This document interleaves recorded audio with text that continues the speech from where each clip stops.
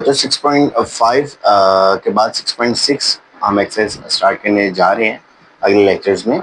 तो उससे पहले ना हमारे पास कुछ इम्पोर्टेंट चीज़ें हैं, कुछ 2 चीज़ें हैं जो हमारे पास पता होनी ज़रूरी है। एंगल्स और राइट एंगल ट्रायंगल्स और एंगल्स और साइड्स आपको तो आती हैं निकालना। कुछ 2 चीज़ें हैं जिनके बारे में आपको पता होना चाहिए। एक होता है एंगल ऑफ एलिवेशन और दूसरा होता है एंगल ऑफ डिप्रेशन।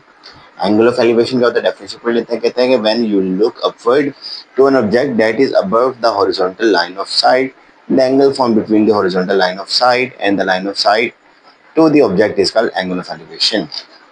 यानी देखो आप यहाँ पे खड़े हो तो आपको तो सोलन यहाँ पे सीधा देखना चाहिए, तो ये एंगल ऑफ साइट है, ठीक हो गया। लेकिन आप ऊपर की तरफ देख रहे हो तो आप ऊपर की तरफ आप अपने गर्दन को उठा रहे हो ना, तो ऊपर ऑब्जेक्ट को आप देखने के लिए जो आप हॉरिजॉन्टल लाइन से जो आप ऊपर की तरफ अपनी नज़र उठा रहे हो साइड की, तो उसको कहते हैं एंगल ऑफ एलिवेशन। यानी ऊपर देखने को एंगल ऑफ एलिवेशन कहते हैं। यानी जैसे आप यहाँ से जेट वगैरह को देख रहे हो, बड़े बड़े स्काई स्कैपर्स को देख रहे हो, इस तरह जो मतलब आप नीचे खड़े हो तो मतलब ऊपर की तरफ जो भी आप आसमान की तरफ देख रहे हो ऑब्जेक्ट की तरफ, तो एंगल ऑफ एलिवेशन होता है।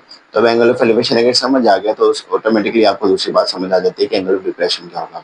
तो डेफिनेशन पढ़ लेते हैं। कहते हैं कि when you look downward at an object that is below the horizontal line of sight, the angle form between your horizontal line of sight and line of sight to the object is called angle of depression. जैसे आप balcony में खड़े होके car वगैरह को parking में देख रहे हैं, आप यहाँ पे ऑब्जर्वर हो, आप एंगल ऑफ साइड है ना, मतलब हॉरिजॉन्टल लाइन ये है, तो आपको असूलन तो सीधा मतलब सीधा जब देखते तो सीधे ही देखते हो ना खड़े होकर आपकी गर्दन को।